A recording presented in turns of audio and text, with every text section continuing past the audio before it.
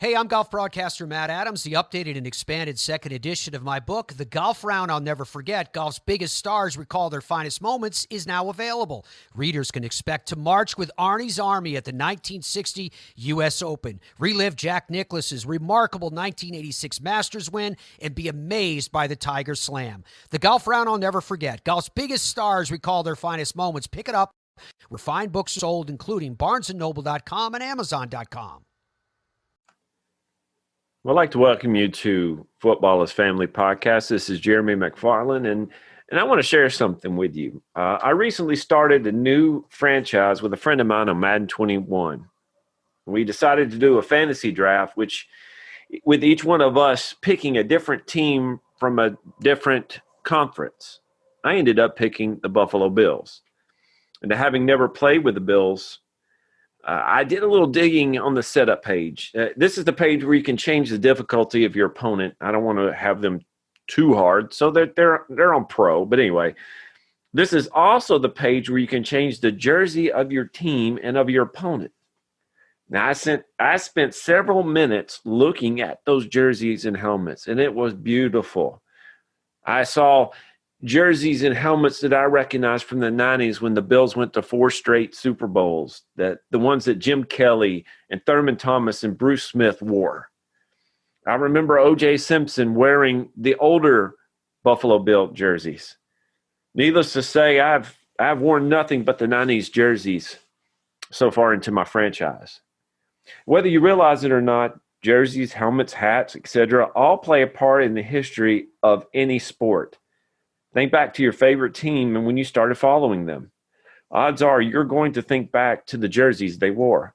The pinstripes for the Yankees, the star for the Cowboys, the purple and gold for the Lakers, the beautiful two-tone blue for some team out of Nashville. The list goes on and on. Today we're going to talk to a fan of sports jerseys, and I'm going to let him introduce himself in a bit. In this interview, you're going to hear about why he loves sports jerseys, some of his favorites, and just how many jerseys he owns. I am both envious of him and want to be him at the same time. If you would, please subscribe to this podcast by pressing that subscribe button and join us on the Sports History Network. There are several other podcasts to enjoy. This is the home of your yesteryear of sports history. You can also follow me at Jeremy_McFarland or on Facebook at the Football is Family Podcast. And we're back for another episode of the Football is Family Podcast. And I'd like to have my guest introduce himself for us. Yes, my name is Joe Genovese. I run the GOAT Jerseys Twitter account.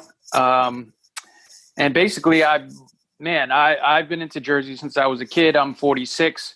I grew up in the era when jerseys were untouchable in my book. You know, you had the 70s, the 80s, going into the 90s.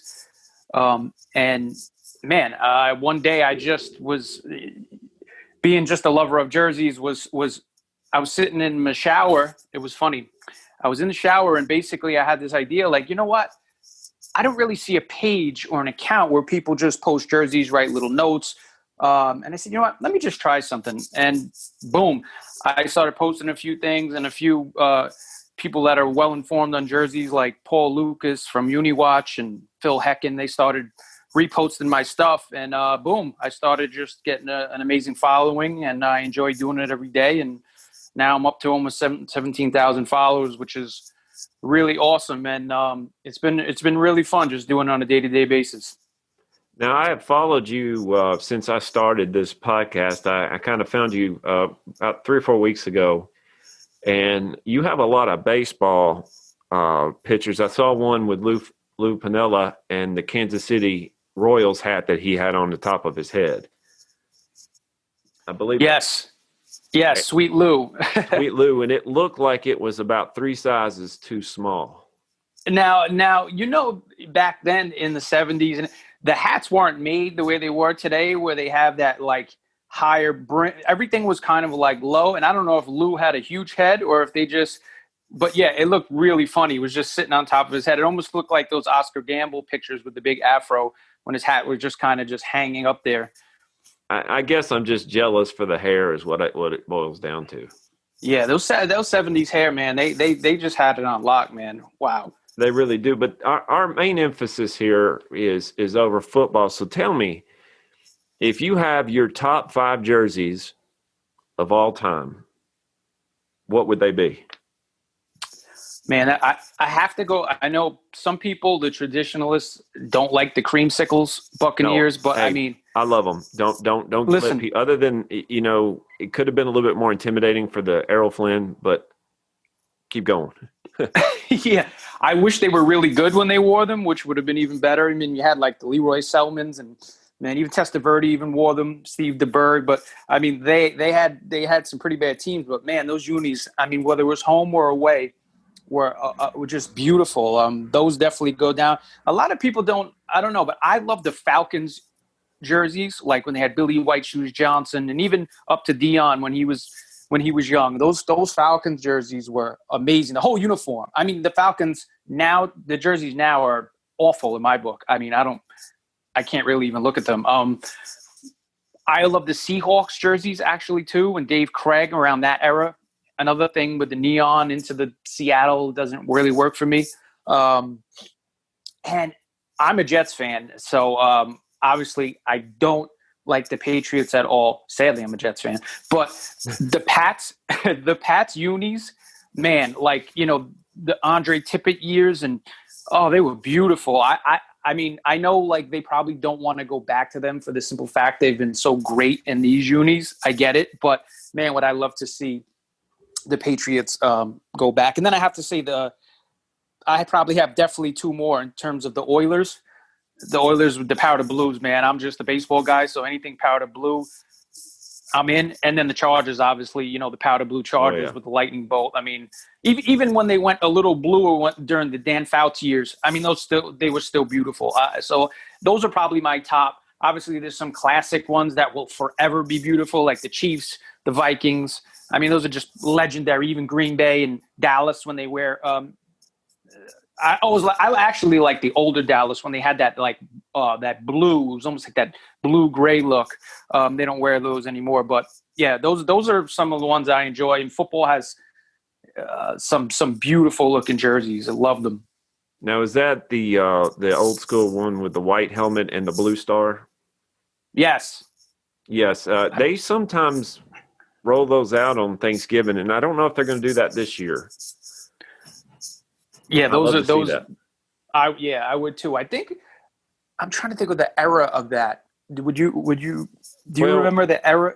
When the Cowboys were introduced in the 1960s, I believe it was that first year. I want to say it was the first year, and I might have the book, but I'm not going to look for it right now. But it was within about just a handful of years that they went to the silver helmet.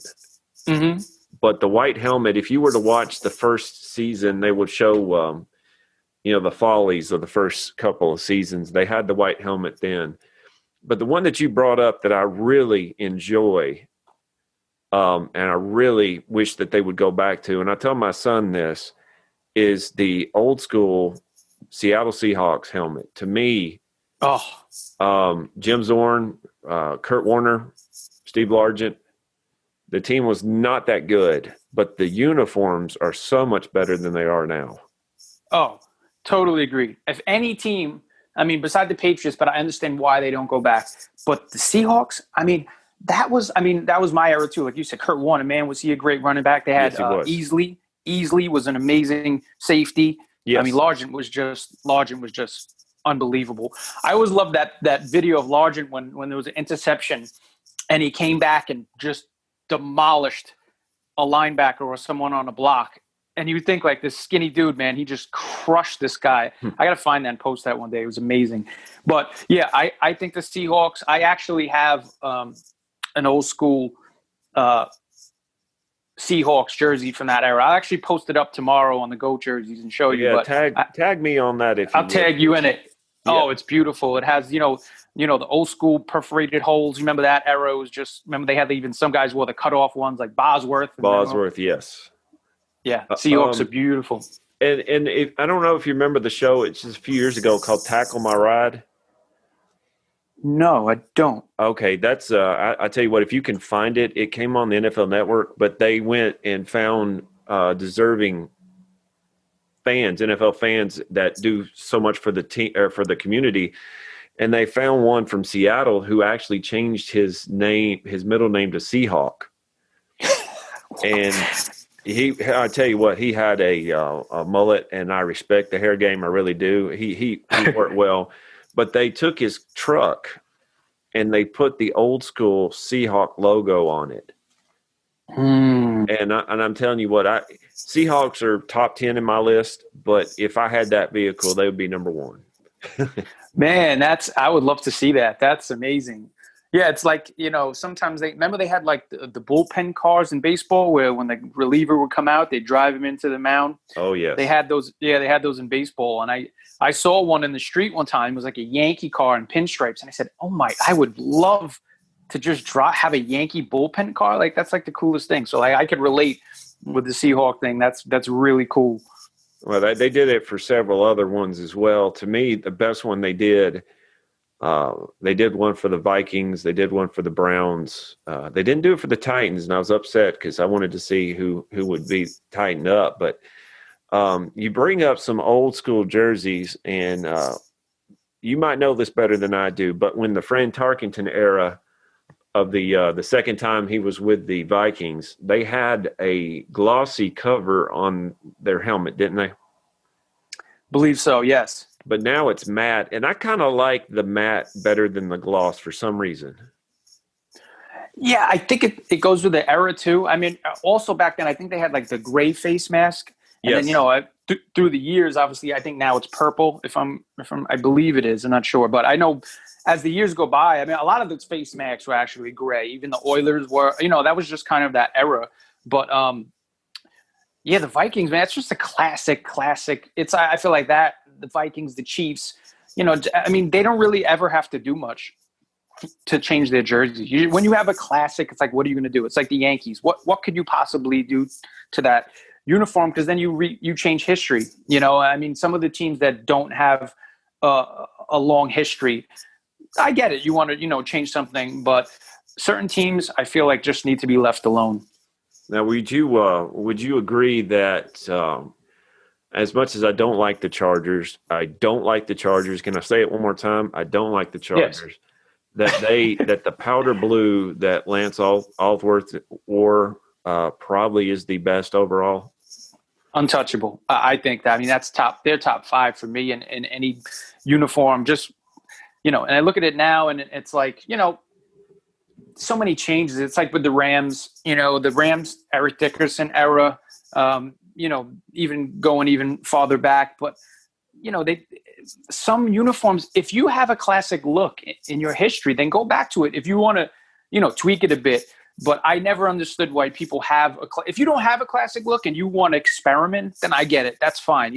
Keep trying until you find something that works. But when you have a classic and people want it, fans want it, people buy the throwbacks, you see the crowd at a game and so many people have that era of the jersey on, you would think that they would just, go back to that. But I don't know. Some people I'm happy the Browns actually went back to a jersey. I mean, during those like Brian Sipe years when they had the orange with the brown, I mean, there was some really good Browns jerseys, but they're simple. Like Browns are simple. Keep it simple and go back to what works. But I think they kind of found a little niche now of kind of recreating their history. What is the draw for throwbacks? Man, I think just like guys like me want to relive their youth, in terms of what you wore growing up. And when we were kids, we couldn't really get the jersey. It wasn't easy to get a jersey. Now you can go anywhere and get a jersey. You can go to the mall. You can go to eBay. You can go to, Ebbets, who makes they make all the throwbacks from every year, the wool throwbacks. So you can go Fanatics, all these sites. But when I was a kid, I mean, to get a jersey, they really weren't the real jersey. So, I had like a Ken O'Brien jersey and an Al Toon jersey and a Mark Gastineau jersey, but it just had the number. It didn't even have their name because they didn't have the licensing rights back then. So, I think, the older guys like me in the 40s, they want to say, hey, I want that jersey that, Freeman McNeil had. I want to wear that jersey with his name on it. Or I want to wear that, Lawrence Taylor jersey that I couldn't wear when I was a kid. So I think that's kind of like my era. And then, the younger kids, obviously, they don't know. They have it easy. They could just go and get any jersey at any time. What is the ugliest jersey you've ever seen? And why is it the Denver Broncos original jersey? The Broncos original, which you mean? I'm trying to think what their original jersey was. It's before the Orange Crush, I believe. If I remember the story behind it, is when they were founded, the owner was so cheap that he went and bought the jerseys from a baseball team. Wow. Yeah. Wow, that's interesting. That's sort of like the way the Seattle Pilots kind of they just basically took the same everything and just transferred the letters over because they would just be you hear a lot of stories regards to that. But the ugliest jersey, that's a really good one. I'm trying to think of. I mean, I know this is crazy, but I'm not saying all time, but the Seahawks, I can't really look at the Seahawks when they wear that neon jersey, like the Color Rush or whatever, and it's neon. Yeah. That's top three. I don't know if I have a number one, but that right there is just not football. That has to go. I can't even look at that. It's a little rough. I believe you remember the Green Day one that they had. That might be the one you're talking about. That they were going to have a day where they had Green Day play. They were going to have a green rush for recycling, and then they brought that one out. And I'm like, oh gosh. Yeah, certain things just who thought of this to do it, because, and like I said, especially teams with a long history and one of the legendary teams, you can't put any jersey out. It's just like like I say with the Yankees, even they made the teams wear different hats one year, or for the I don't know. I just think I'm not into that. I don't think there should be. I don't even think there should be. What do they do? Like when they do what is it called for certain days? I just don't feel like jerseys should just be jerseys. They shouldn't change certain things. If you're going to change a jersey, like I said, it just has to be right. If it's a traditional classic jersey, please just keep it that way. Well, that's part of the reason why. And I'm looking here. I have a Mark Mariani cutout in my office, and he's wearing his Titans blue, two-tone blue. Well, do you think that teams finally say, you know what, we're not selling jerseys like we should. Let's change up the color just a notch? Yeah, and I feel like too. I feel like it should be people. I mean, I'm not just saying for me but it has to be different generations of people where like you can't have maybe like a 50-year-old person or a 20-year-old. I feel like you have to have a bunch of people in a room that are from different eras to go over it and pick the right thing. I feel like sometimes I see a jersey that comes out and I'm like, who designed that? I don't know anybody. Because if I post, sometimes I'll post a bad jersey on my site just to say, what is this? And you see how many people are like, what is, so it's not just me. So I don't even with the Jets now, the Jets came out with these new uniforms and I love the green. Like I love that Kelly green. But the wording and what is it? Like, I mean, even from when I came up in the 80s, and those were classic Jets jerseys. Altoon was just green. Yes, they were. Even when Wayne Corbett was even, then they went to that darker green. They got it was just like, that's not it. And then if you go back to Namath, they have good jerseys. So whoever designed these to be in this, I don't know. It's very frustrating. I guess maybe I'm a little too anal with it for the fact that how much I love jerseys, but maybe the average person doesn't care and they'll buy any jersey because they just want to wear their favorite player's jersey. But for people like me, it's very bothersome sometimes to see how bad a team could go. How many jerseys do you own? I probably own, I would say, man, I wish I would have had, when I was younger, I feel like I almost had more. When I got into like my mid-20s, maybe like 26, 27, I got rid of a lot of jerseys. And then a friend of mine owned a shop in Atlanta when I was living down there, and he was selling a store. And he was like, hey, listen, I'll basically give you most of my collection for basically half what it's worth because I can't keep the store. So I bought that and, I sold some here and there, but I would say probably right now, maybe like close to 100. And what's your favorite one? Oh, man. Let me see what I have in here. Well, they have a classic. I love this one. It came out like in the 80s. It's a zip-up Philadelphia Phillies pinstripe. And then the zipper still works. I mean, it's beautiful. And it's the Sandknit. If you remember those in the 80s, they had the Sandknit jerseys. Yeah. So, and that's exactly what my Seahawks one that's here too. My Seahawks one has Largent. It doesn't have his name, but it's 80 and it has the holes in it. Oh man. So I would say I love the Largent. I love the Phillies. Those are probably two of my favorite. I don't have like many really, really old jerseys, I guess, because just the era. I always collect the era that I'm used to I collect like late 70s, 80s, getting to the 90s, it gets a little crazy. So I think those two are my favorite. I mean, that I would say if I had to, somebody said, wear your favorite jersey, I'd probably put those on. I'm very happy this Phillies jersey, which is probably, I would say, man, it's probably 40 years old. And the zipper still works and it's in mint condition. So I'm pretty proud of that one. Well, see, that's, when my wife says, well, you have too much of this stuff or too much of that stuff, I say, well, at least it keeps me off the streets. I have a hobby that keeps me off the streets. Like, what am I going to do? So at least you got a hobby that'll keep you off the streets.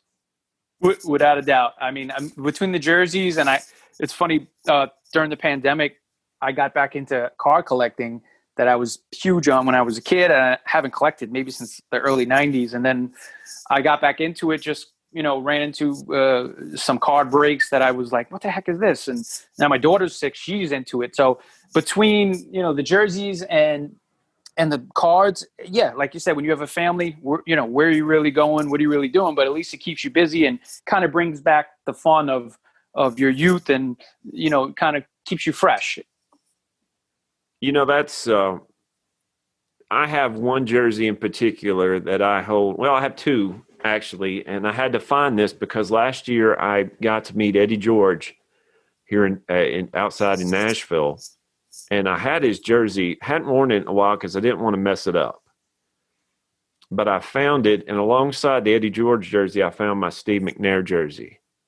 Wow. Yeah. Now that era of Titans jersey to me is, I guess the word is pure. It's just, they're better than what they are now.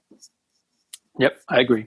And maybe like you're saying that we are kind of drawn to the era that we started following that particular team or person more so than what we are now. That's true. I totally agree. And I agree with you on the Titans. If I had one word to describe that was clean. They were just they were super clean. Like if they went back to that right now, they were beautiful. And they had some really good teams as well. I have to bring up a jersey that means a lot to me because I have a game used jersey from the Vikings from a friend of mine. His name is Jimmy Kennedy. He was a defensive tackle for the Vikings. He was the 12th pick of the, I believe, 2003 draft from the Rams. And he's from my hometown in Yonkers, New York. And he's a good friend of mine. And years ago when he was close to retiring, he sent me a jersey and he wrote a little note on the back, and it's a game used. So you see all the marks on it when he was with the Vikings. So that always is like something that like I'll cherish because, you saw someone you knew actually be super successful. He played in Penn State with LeVar Arrington. Oh, yeah. Yeah. They had that ridiculous defense with him, Courtney Brown, and LeVar Arrington. They were just like unbelievable. And I was so happy. To be the 12th pick of the first round of the NFL draft. That's unbelievable. And he's a great guy. He retired now. His last year, which was really cool, he went on to win a Super Bowl with his hometown Giants. So he went out as a Super Bowl champ. And that jersey definitely, sits in my office, and it's something I'll always cherish. Well, see, that's, what do you say, before I go into what I was about to say, what do you say about is it called monochromatic or just one color jersey, jersey and pants? Do you think that goes, or do you think that's too much? You know what? A lot of people do not like them. I like them on occasion. Sometimes they look good. I won't sit here and say that I like them every time or I don't like them. It depending on the team and the color. Sometimes When something's way too bright, it doesn't work. And if something's too dark, I don't like the all black look. I'm really not into that at all. I don't even like anything with the Jets went again. They went to black. Like that's so 2000, like when the Mets went black with black. It's just like, that is so old. What do you need black? If it's not in your color scheme, what do you need black for? Black is Steelers, black is Raiders. That's black. Even the Falcons, black and red. But with that is for me is most of the time I don't like it, but on occasion sometimes it looks good. Well, when you look at your childhood, you might follow one player. Growing up, you and I grew up around the same time. We didn't have ESPN. I followed the Broncos. I followed the Oakland A's. I followed the Boston Red Sox and the Boston Celtics, LA Lakers.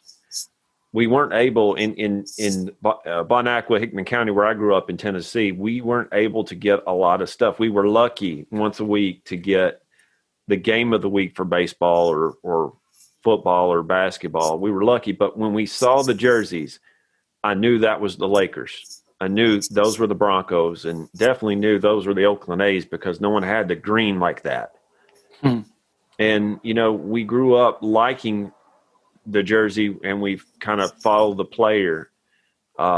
When you think of a jersey that fits a team, this is the jersey, this is the color scheme, and if I were to say this is the color, what do you think that people would recognize right off the bat when they saw those colors? That belongs to that team.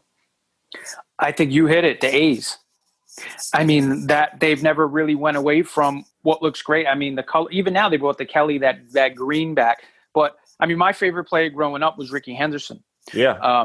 He was I did everything like him. I batted like him. I tried to steal like him. I did snatch catches in the air. I got in trouble with my coaches, but I loved Ricky Henderson. And I loved him when he was on the A's, just from the colors. I used to love his rookie card. That's when I started collecting, and I loved the A's. Obviously, I was a diehard Yankee fan. I grew up 10 minutes from Yankee Stadium, but I loved the A's colors. And when Ricky came to the Yankees, I was like, oh, this is the greatest thing in the whole world. I remember being in his fan club.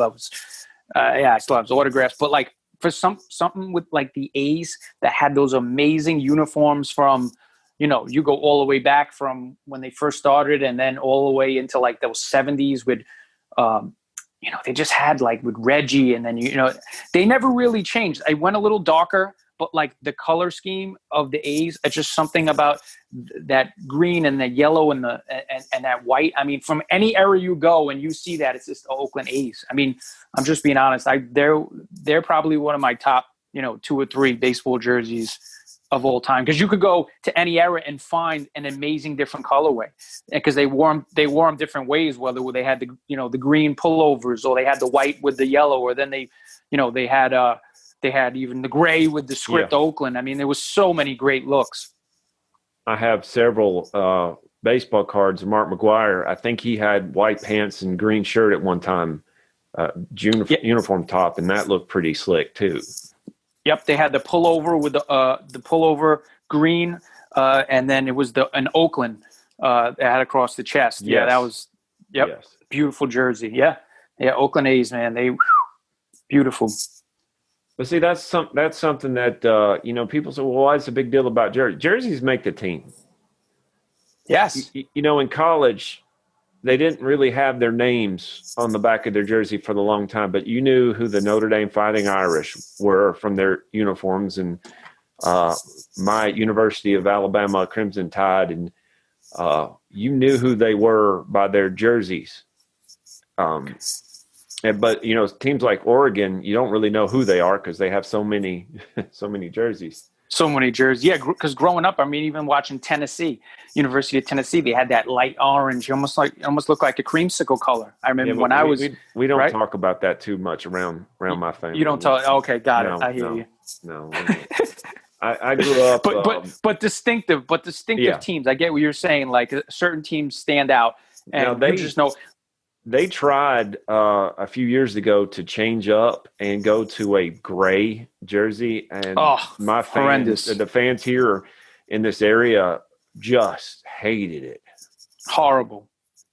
Yeah, when you do the gray with like orange and white, it just there's no way that can go. It's just no way it will ever go. And yeah, certain teams just like you said, yeah, they stand out. I mean, like look at North Carolina, that North Carolina basketball, the Jordan, that power, that Tar Heel blue. I mean, that stands out forever. That court, you know right off the bat that that's UNC. So I mean, I'm down here in Raleigh, and I mean, Duke is Duke, and NC State. It was NC State, but something about that powder blue UNC it just blows everything out of the water with that look. And they never really, went off that look. It's always kind of been, I think in the 90s, they mixed a little darker blue in there, but that powder blue and that white is so beautiful. Why would you change? Oh, because I got to see North Carolina State play in the Music City Bowl a few years ago, and I do like their colors, but compared to North Carolina, it's just there's no contest. Oh, there's no contest. Exactly. Color-wise, I mean, yeah, and especially here with basketball, it's just, obviously Duke and North Carolina will always be battled out, but in terms of jersey, there's no comparison. I mean, you look growing up with the Yankees and the Mets, I mean, I always thought the Mets had really good jerseys, and I always loved the orange and the blue, especially the Doc Gooden era with the pinstripes. Yes. I mean, they had beautiful jerseys, and then, like I said, in the 2000s, they went into black jerseys. It was just like it was almost like the Padres. Thankfully, the Padres went back this year to the brown and yellow, because where did they get blue from? It was just like, and you see this with so many teams and so many different, whether it's basketball, football. I mean, you go with what works, especially if you have something that worked already. I mean, the fans want it. They do. They know. You think fans don't know, but they really know. And you'll see in the crowd what they wear too. Well, I appreciate your time today, Joseph, for letting us delve into a little bit more. And again, where can they find you on Twitter so you can build your 17,000 followers a little bit more? Yes, sir. So it's GOAT Jerseys, GOATJERSEYS. That's on Twitter. Also, December 1st, I'll have goatjerseys.com. Well, I'll be having some merch on there. I have Q&As I've done with a lot of famous people that enjoy jerseys like we do. So there's going to be a lot of different things on there. But yeah, anybody's out there, follow. I interact. I do it on a daily. And I really appreciate you bringing me on. And any other time you want to, do this again, definitely just reach out. It'll be fun. Oh, we will. And send a link to all that stuff to my Twitter page, and it will go on the Sports History Network as well when this show drops. Yes, sir. We'll do. I tell you what, we're all of us on the Sports History Network are football and sports geeks and nerds and whatever else you want to call. And we respect people who respect the game like you do. I appreciate that, man. Likewise, and I appreciate you having me on. And y'all, thank you for joining us again for another episode of Football is Family. This podcast is part of the Sports History Network, your headquarters for the yesteryear of your favorite sport. You can learn more at sportshistorynetwork.com. Hey there, sports history fan. This is Arnie Chapman, a.k.a. the Football History Dude. And I hope that you enjoyed this recent episode presented by the Sports History Network and were able to learn some good old-fashioned sports history knowledge nuggets. I started the Sports History Network back in 2020 with the mission to help podcasters find a community of like-minded sports history nerds, as well as helping aspiring podcasters to start their own shows. We have a little bit over 30 shows on the network right now covering all sorts of sports history, but as far as I'm concerned, we're just at the toothpick in the ocean moment, that can't even figure it out because there's so much more coming.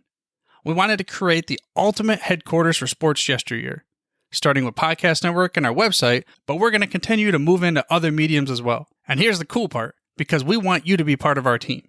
So if you're interested in starting your own podcast, or maybe being a guest on one of our shows, or who knows, maybe even writing an article for us over on the website, seriously, all you got to do is reach out to us on the contact page over at sportshistorynetwork.com.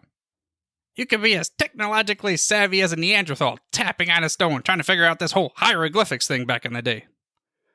Again, it doesn't matter, because even if you don't understand the whole podcast space, we have a production team that can pretty much help you out with doing everything. All you got to do, head over to historynetwork.com, head to the contact page, fill it out. That message goes right to me, and I'll reach out to you as soon as I can. But for now, dude, I'm through if you're through.